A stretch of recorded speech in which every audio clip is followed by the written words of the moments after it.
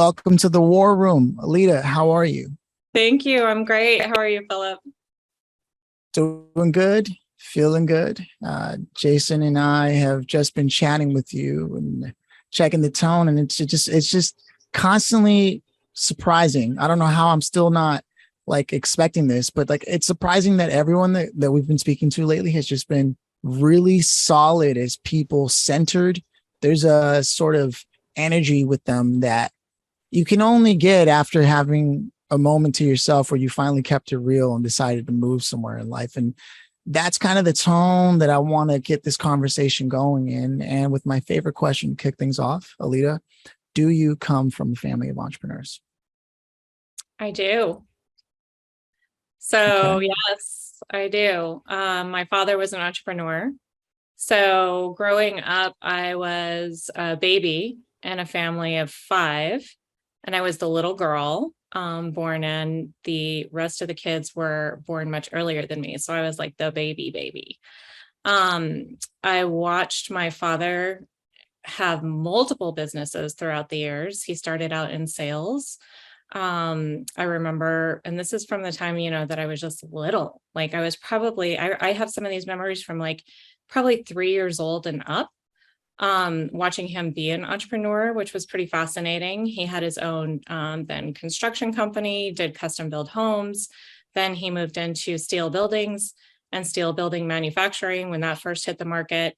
And that pretty much catapulted him from there. So yeah, I grew up in it as the baby girl, kind of like looking up, right, from down here, and really just idolizing my father and everything he was able to accomplish. And it was just cool, right? Cool. Yeah. So for me, it was I never thought I would grow up to be an entrepreneur, though, necessarily, which is also fascinating, but it was kind of in my blood, so to speak, I would say.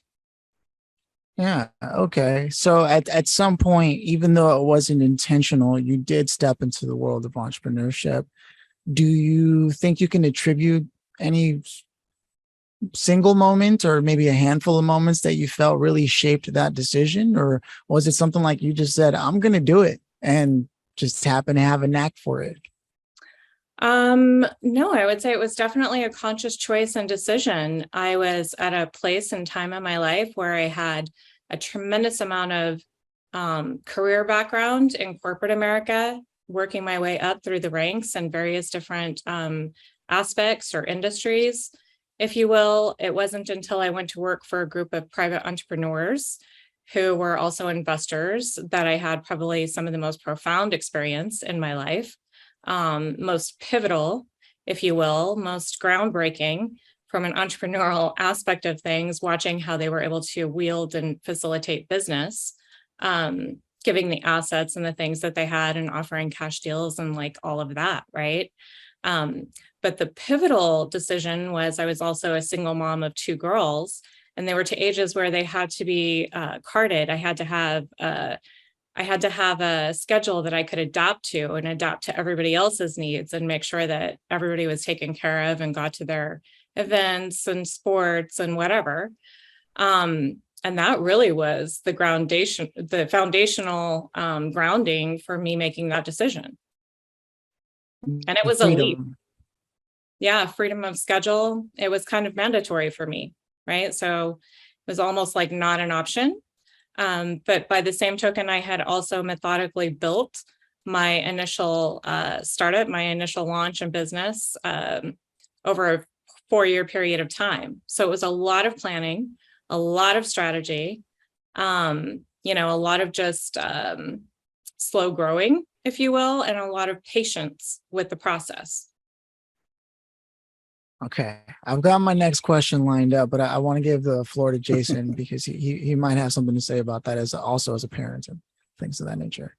Sure. Well, what I love about almost, I would say 90+% of entrepreneurs, business owners, whatever bucket you want to be in, is, you just went for it, right? And just did eventually you it, get right? to a point where you leap.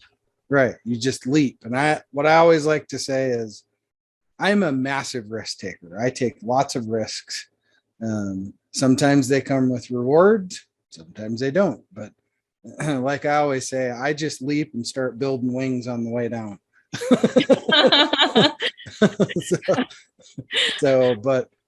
But it's awesome that you've been able to create this lifestyle for yourself, because that's what business really is supposed to do.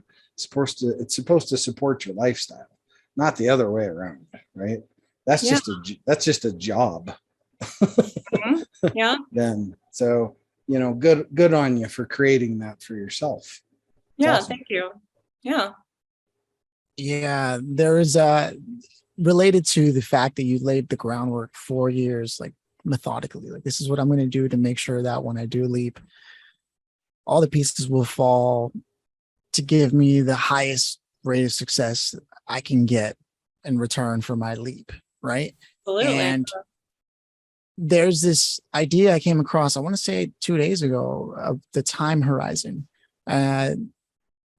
For whatever it's worth, I think I got it from Jeff Bezos. But I'm not an entire fan, but I'm not entirely against him either. But the idea of the time horizon was something that he introduced to me, of the difference between someone who sets goals for 1 year versus 4 years versus 10 years makes a difference in terms of what kind of company you're keeping, right? Because many people will set the 1 year goal, the 3 year goal. So the fact that you had that 4 year goal in mind, and that was how you approached it to begin with, it's one of the first times we hear someone methodically bring that out. Like, this is intentional what I did. So I imagine that this kind of intentional work goes into the work that you actually do, is what I'm getting at. So when you did finally start it, from what I gather, you do consulting. Is this accurate? Yeah, I do executive coaching and business consulting. Yeah. And so, so you make this launch. How does it go at first? I imagine even with all the work you did, there were still like, what? Obstacles left and right. But how did you really get your feet centered on the ground that you wanted to stand on? Okay, so a couple of different things. When I launched and I was like, okay, I'm ready, Geronimo, probably within, I want to say 3 to 6 months after that, we went into a recession as a country. It was like 2007, 2008. And I had a bunch of small, independent, entrepreneurial type businesses that were a part of my portfolio right upon launching. And that was my saving grace. And because of my diversified background, I was able to bring in a tremendous amount of pivot for them, because now they're all of a sudden in the middle of a recession as well, right? So no better time to have a coach or a consultant on your side than that defining moment. And I was under contract. So, I mean, this was all already, laid out for them. And it really was, for lack of a better term, almost like a Hail Mary, if you will, for them as well as myself. And it panned out well for all of us. So, I have nothing but extreme gratitude. But was it scary? Are you kidding me right now? Yeah, hugely, right? Hugely. But those are the defining moments where you've already made the commitment. And this is where I would say it's about a commitment, right? So you can't be still in that stage of, oh, I don't know, should I or shouldn't I? Or, oh my gosh, I should have just stayed where you can't have that, right? You have to just shove all doubt and fear to the side, and you just have to move, right? And build and get busy.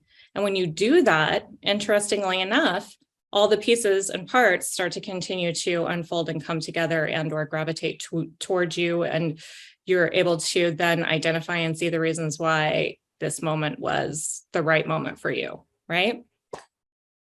I like that. Yeah.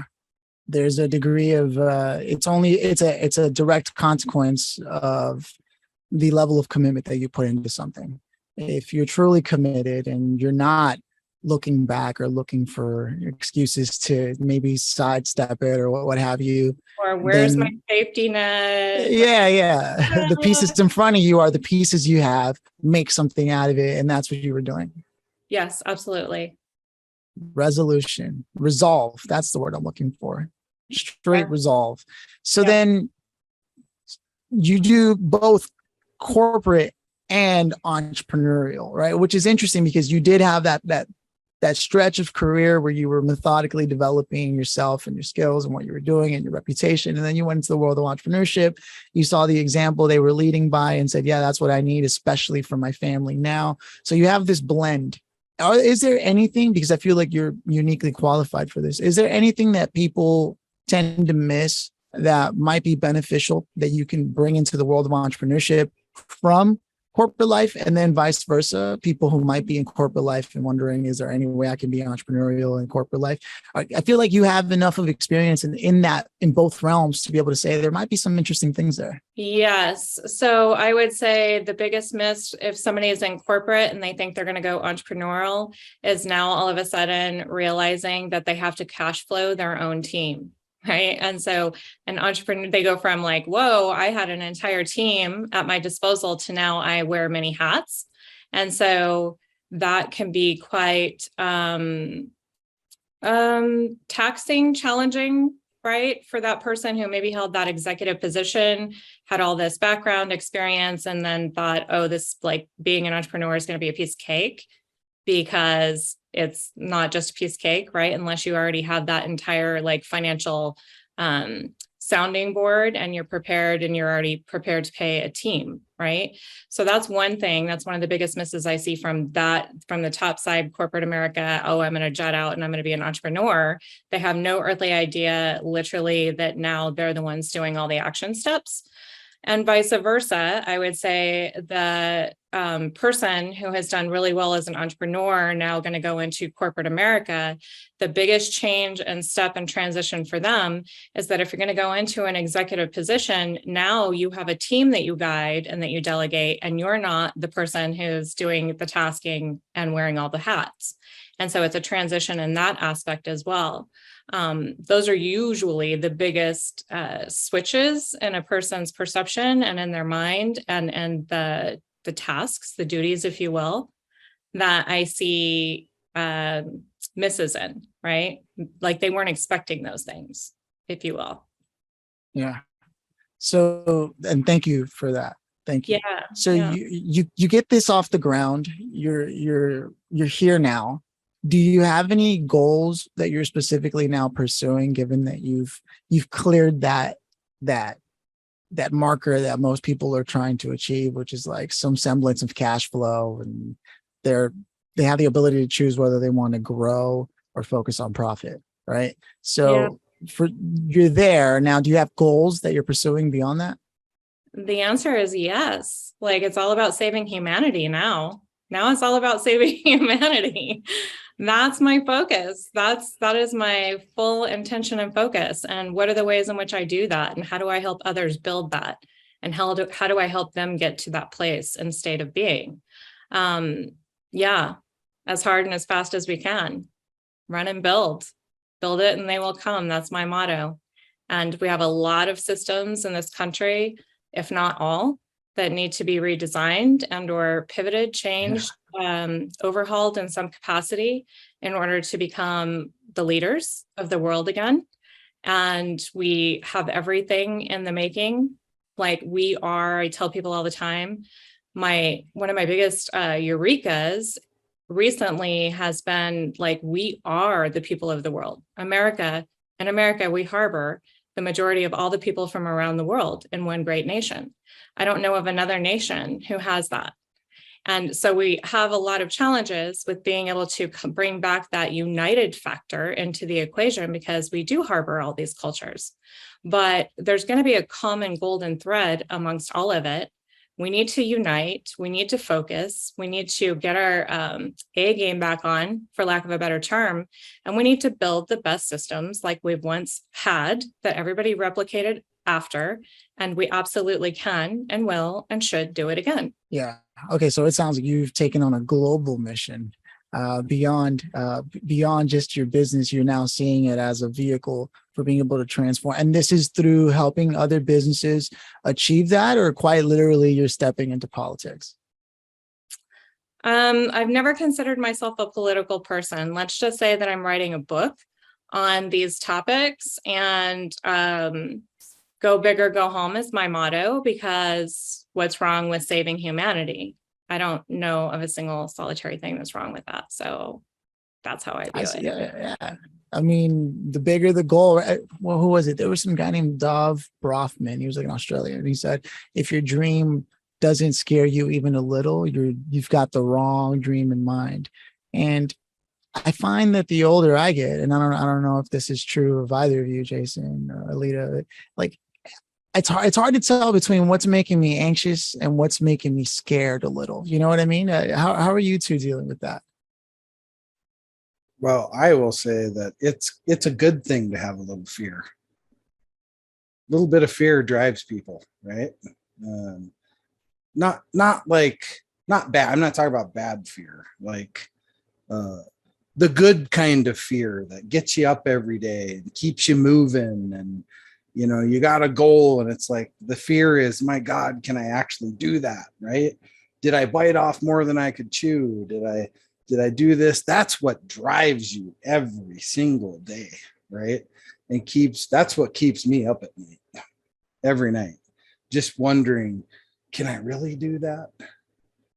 Because I prefer to dream like a child, right? As we should. Yes. As we should. We should dream like children. We need to get back to that instead of, old stuff, right? It's like, let's get back to the core of things. And, children, they see things and they get scared, right?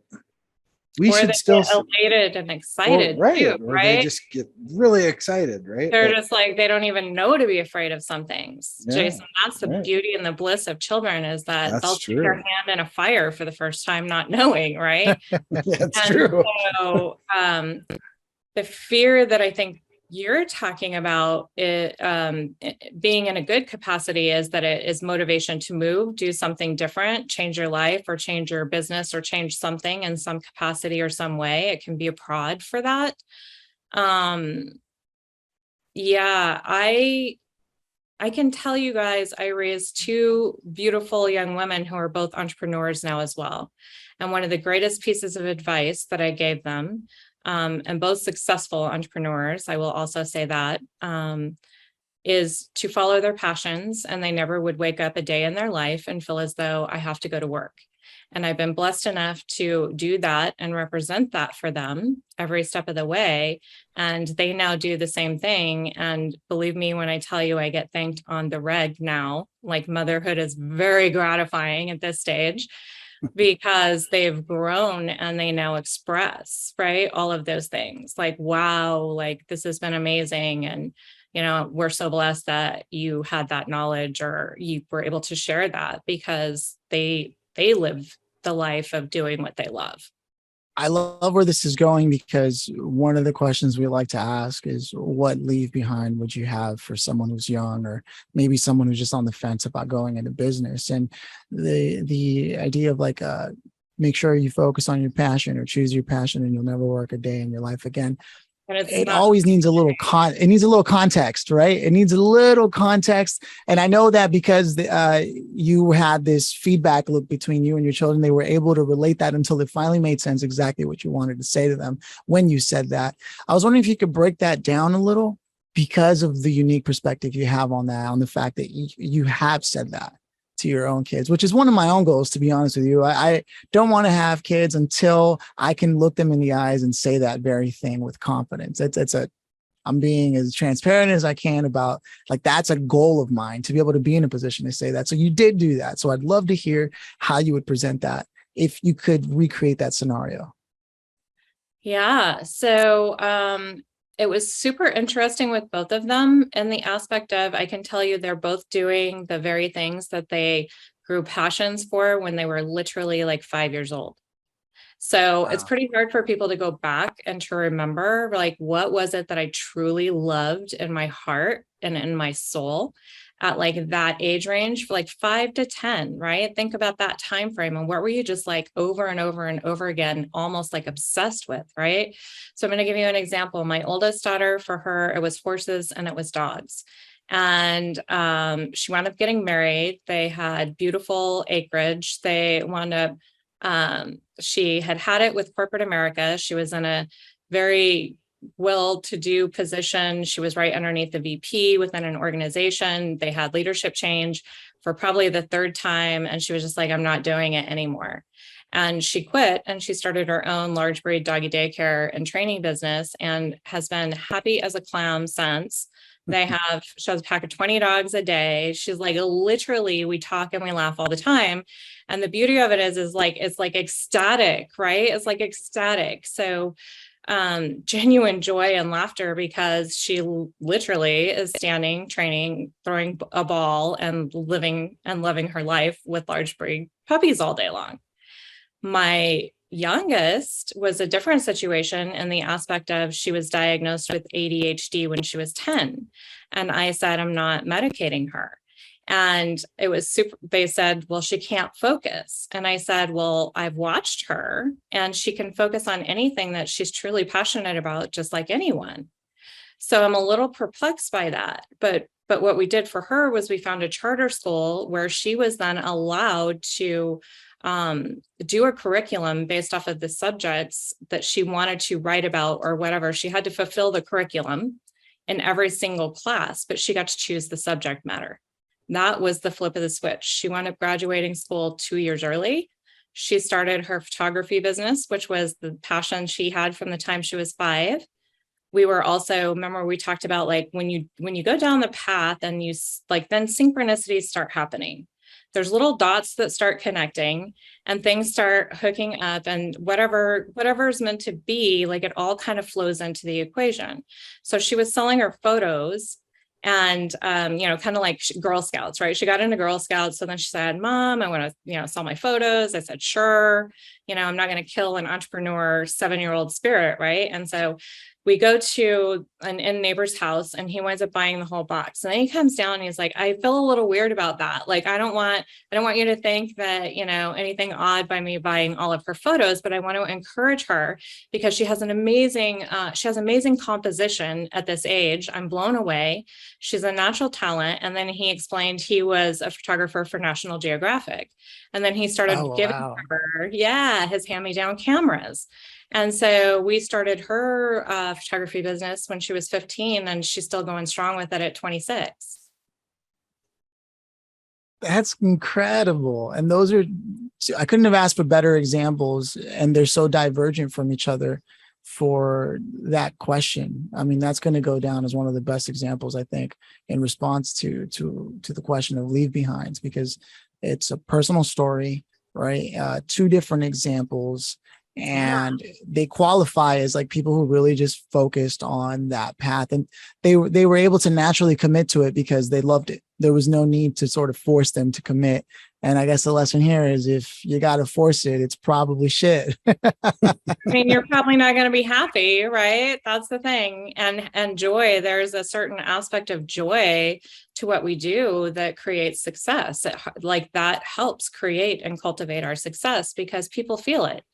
Right? It radiates off of you, and people want to be around and doing business with people who are truly genuinely happy and who are truly calm and loving their life and not in that place of angst or fear or things of that nature. And Phillip, I'm a mindset coach, so I don't really dabble in that. Like, I don't really get down in that. I'm always lifting my clients up out of that space and into solid ground and giving them all the reasons why we should not be in that state of being, because, it's not conducive to optimum space of thinking, optimum use of our brain and our mind. And we're not functioning at full capacity for all of the endless possibilities. Again, like you're talking to a person who's like quantum physics, epigenetics, neuroscience, right? Those are like my loves, my passions, right?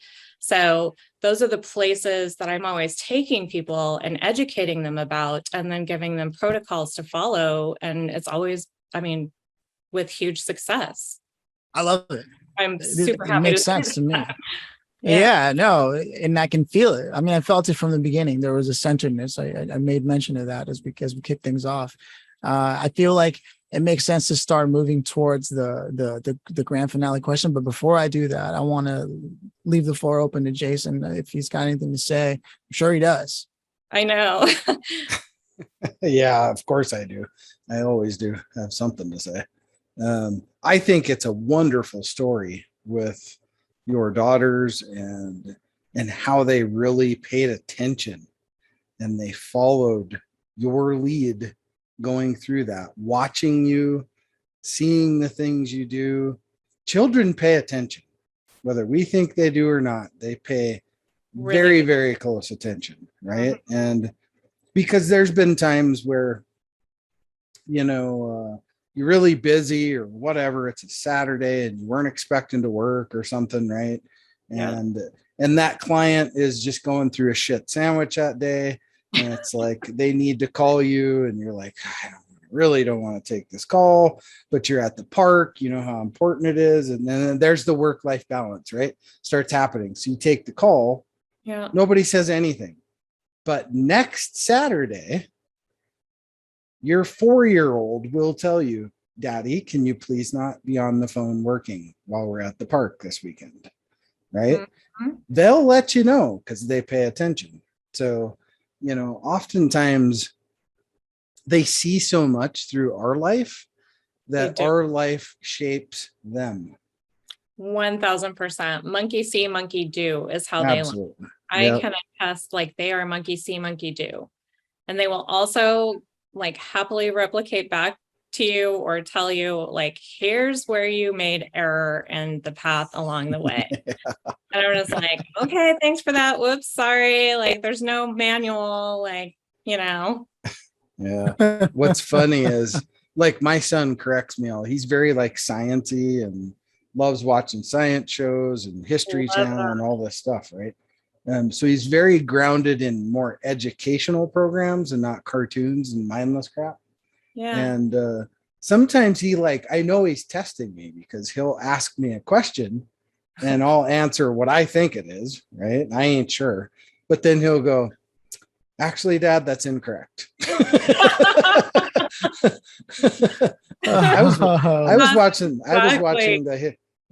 watching the History Channel and they said it was this. And I'm like, Mhm. fill your boots, boy.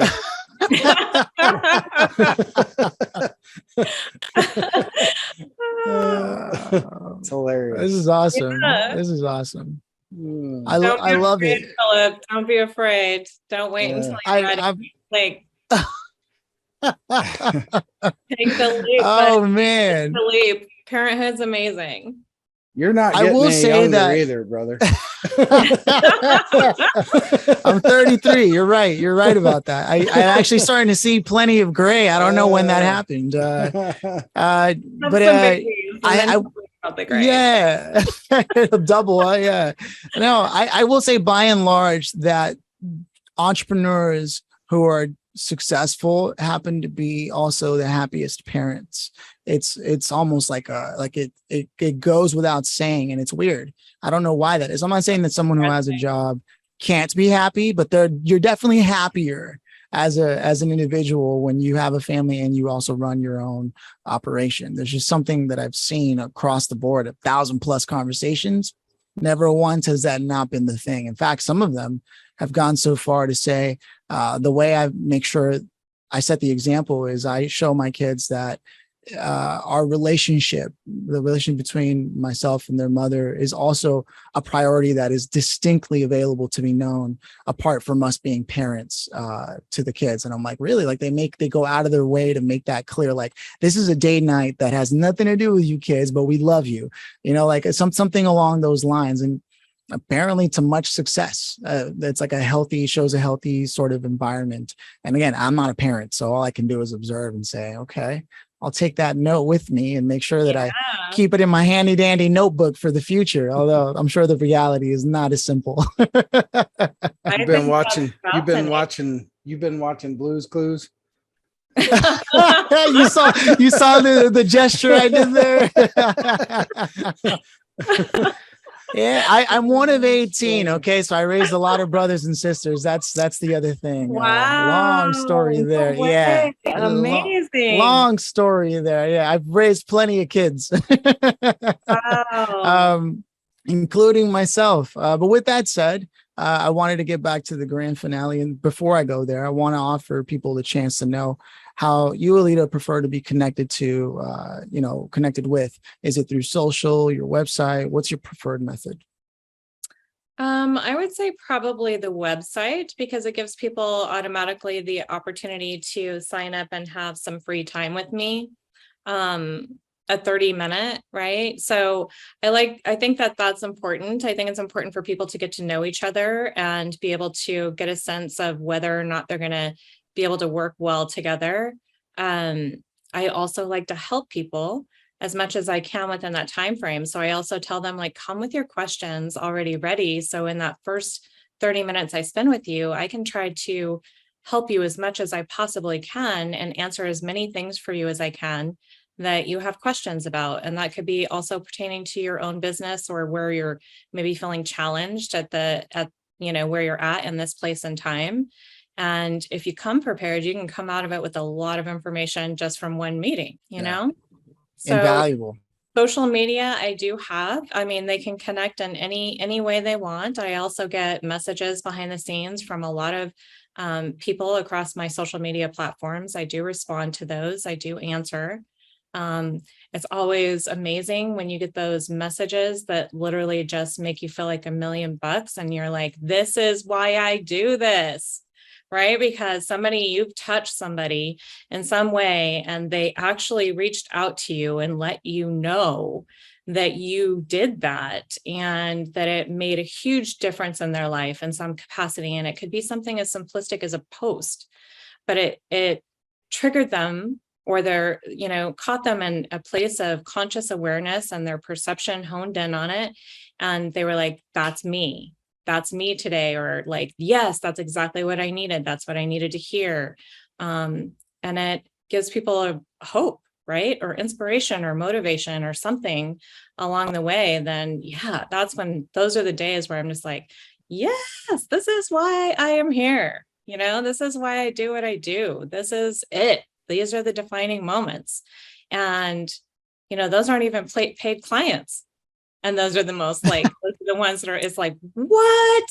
I just got that message. I just touched somebody who I didn't even know that I was touching. And so you never know what a ripple effect something's going to create. It could be something super small. It could be one person, but there's a ripple that will be created. I promise you. I know that from the years that I've had my social media, which hasn't been a lot.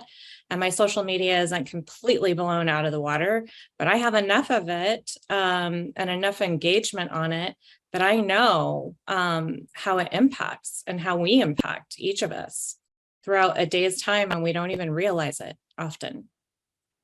Yeah, no, I love that. And so just to be clear, askaileda.com is the website. Yeah, it's askaileda.com. Okay. And all the social links are there, everything they need. But as you made it so clear, you stand to have an opportunity to actually speak with her and learn about your own situation through someone's eyes who is clearly, to much success, built a business, helped shape the lives of their kids into successes as well. I mean, if you've listened to this, you know how valuable it would be to even have that amount of time to sit there and speak with her. So jump on that now. Don't waste any time thinking about anything else. There are probably a very small handful of people in the world that were able to, if you can influence teenagers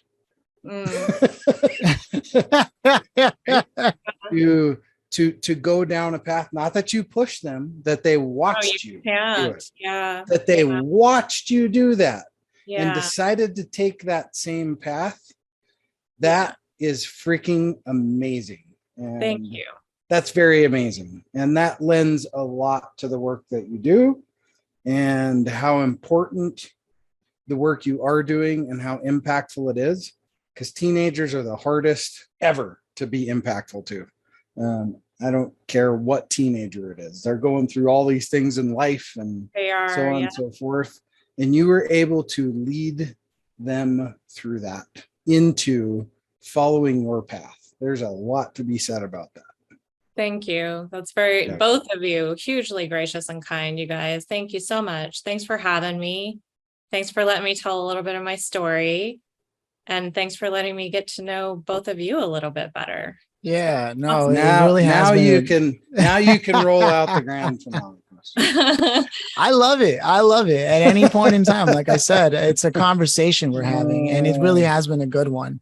I mean, it just makes my day being able to have these kinds of, like, I get to do this, that's Yeah. a lot. It says a lot. It shapes the way I view the world. And I don't take any conversation I have anywhere I go for granted, because you just never know what's happening, With that said, the final grand finale is, if you could have invited anybody today to this show, your pick of the litter at any point in time, dead or alive, who would you have loved to have had here, either as a contributor or just a listener, and why? It's not a small answer. I would say, give me the trillionaires and the gajillionaires, right? The investors, and let's get busy changing things. That's what I would say. You're right. Having a conversation with them. Yeah. Like, go directly to the people that can actually do something. Yeah. A real conversation. Like, get ready, like, sit down, my investors. Let's dig, right? Let's get ready to dig. Yep. You know what?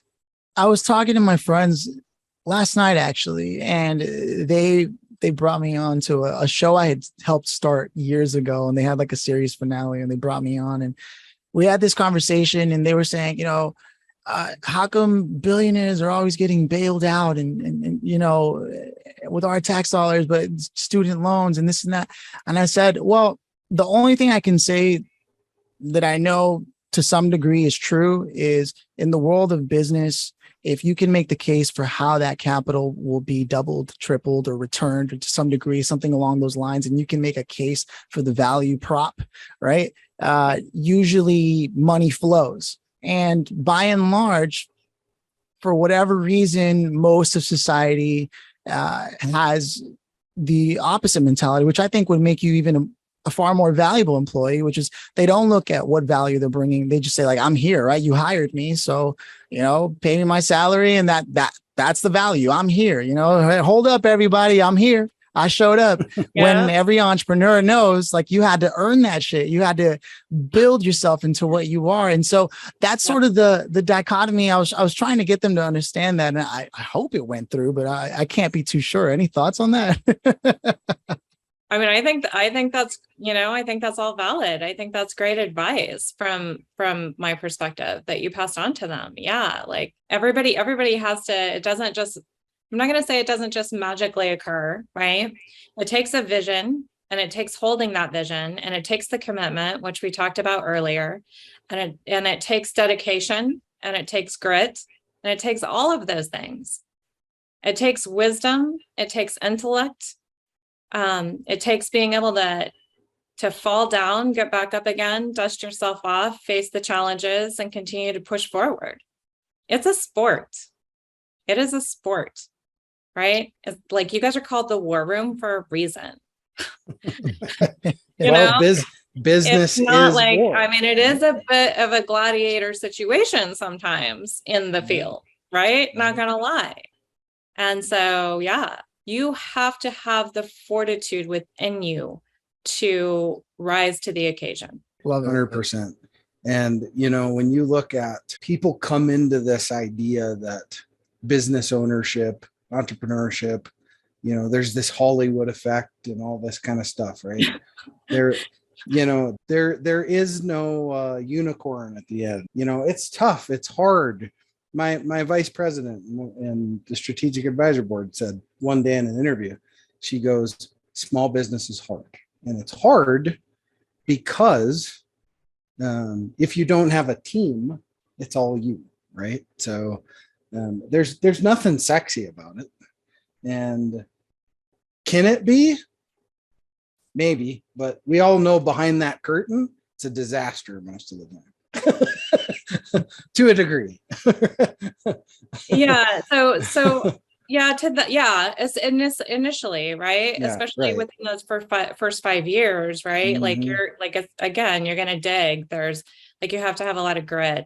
The difference is, I always, and here comes the mindset coach in me, Jason, jumping onto the playing field. I tell a lot of the people that I work with, I hear people use the word stress often, or that it's hard, or this is really, whatever, right? Hard, stressful, whatever. Those are the top two probably that you get repetitively. And I tell people, just quickly transpose those words for the word challenge for me. Just quickly switch and just start saying the word challenge instead for me, and tell me how that feels. And tell me how much more you're ready to get your game face on and to go out onto the field and to kick some serious ass versus feeling defeated with the word choices that you might be using, right? And operations and making something operationally sound, and your team and your culture. Those are the things that, even though they might be slow growing and you might wear many hats in the beginning, those are the things that as you do grow are going to keep you from being in a state of shit show versus accomplishing and creating and cultivating success. Is that structure that you're going to probably slow growing, maybe initially at first, unless you, again, have enough investment capital, did a business plan, got some of that investment capital, Phillip, that you were talking about initially in the beginning, right? It always flows. You said it flows, and it continues to flow for those people who can prove that value and the fact that this is how things are going to flow, and that this is what you're going to get back. And this is the reasons why it's great to invest in me. But most small entrepreneurs who are just starting are not seeking capital right out of the chute. Oftentimes just because they don't know to, or know how to stock themselves in order to get that capital. So I'm just speaking to the majority who probably don't have that. It doesn't mean that you can't build that or build into that. You can, and you will, as long as, again, you're committed and you're determined and you're really good at those things. And if you're not, then hire the right people who are. Even if it's a subcontractor, oftentimes people don't think, oh, like I'm creating a team. Well, if you're hiring a subcontractor, that is just as much and now a counterpart of your team, or a person who's on your team, as somebody who's an employee when you're a small independent, right? And so be mindful about your team. Who are you working with? This is why people need to go to askaileda.com, and that's ASKAILEDA.com. Do it. Stop. Yeah. Get in here. Let's have a conversation. Seriously though, it's been a real pleasure getting to chat with you. I love that we went on this whole other, it was almost a second podcast beginning. Usually we don't get to catch those, but we did this time. And so thank you for indulging that. Those are my thoughts. Before we close out, Jason has his own. Yeah. So I always like to say thank you for taking the time. We have 168 hours in a week. Thanks for stopping by for 40 and spending them with us. We're all busy.